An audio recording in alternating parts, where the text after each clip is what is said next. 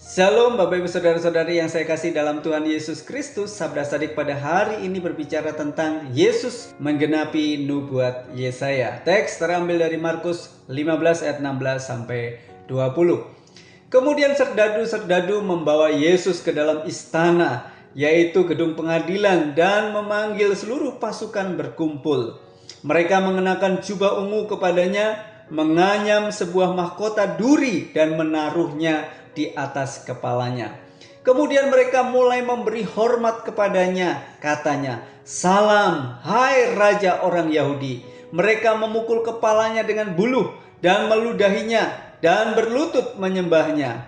Sesudah mengolok-olokkan dia, mereka menanggalkan jubah ungu itu daripadanya dan mengenakan pula pakaiannya kepadanya. Kalau kita melihat di sini, Yesus menanggung ejekan yang mendalam di tangan para prajurit Romawi, berpakaian ungu sebagai simbol kebangsawanan dan dimahkotai dengan duri. Yesus diberikan penghormatan sebagai raja orang Yahudi, tetapi ini adalah dalam tiruan yang sangat kejam dari kehormatan yang sejati. Tindakan ini dimaksudkan untuk merendahkan Yesus. Penggunaan warna ungu, tanda kebangsawanan, dan mahkota duri ini merupakan simbol ejekan untuk mengkontraskan ejekan duniawi dengan kehormatan sorgawi. Meskipun para prajurit memiliki niat yang kejam, tindakan mereka menyoroti kedaulatan Yesus dan penggenapannya atas nubuat-nubuat perjanjian lama mengenai penderitaan Mesias. Mesias akan menghadapi penghinaan dan pukulan. Yesaya menubuatkan, "Aku menyerahkan punggungku kepada yang memukul aku, dan pipiku kepada yang mencabut janggutku. Aku tidak menutupi mukaku ketika aku dinodai dan diludahi." Yesaya pasal 50 ayat yang ke-6. Nubuat Yesaya ini digenapi di dalam Markus pasal 15 ayat 16 sampai dengan 20.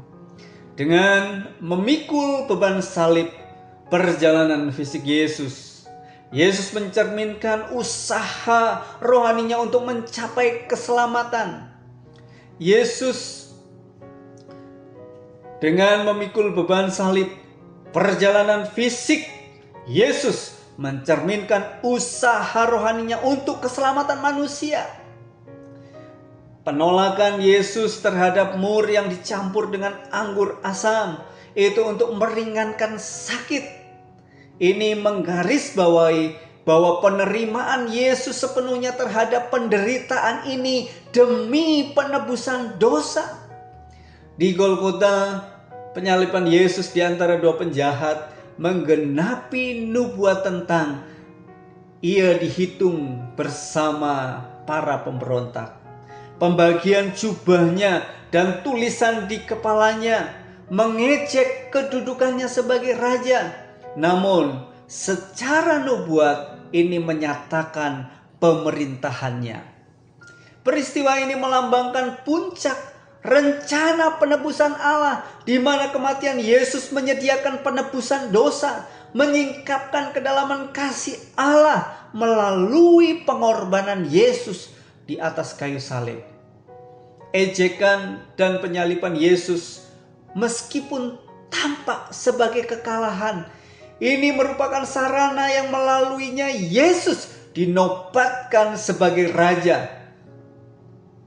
Oleh karena itu kita harus mengakui Yesus bukan sebagai Mesias yang gagal. Ia adalah raja di atas segala raja yang sejati, yang pemerintahannya ditegakkan melalui pengorbanannya.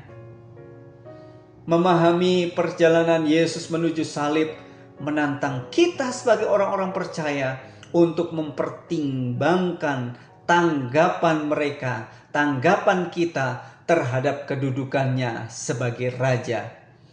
Hal ini menuntut kehidupan kita sebagai murid yang harus ditandai dengan iman, ketaatan, dan kesediaan untuk memikul salib kita sendiri-sendiri. Mengikuti Yesus berarti mengakui Dia sebagai Tuhan, hidup di dalam terang pengorbanannya, dan mewujudkan ajaran-ajaran Kristus serta kasih-Nya di dalam kehidupan kita sehari-hari. Nubuat Yesaya digenapi di dalam diri Yesus, ya, di dalam Injil-Injil, secara khusus di dalam Injil Markus 15 ayat 16 sampai 20. Kiranya kebenaran firman Tuhan pada pagi hari ini memberkati kita semuanya.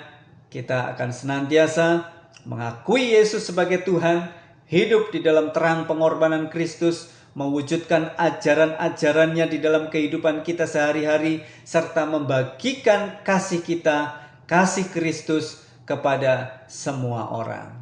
Tuhan Yesus memberkati kita semuanya. Amin.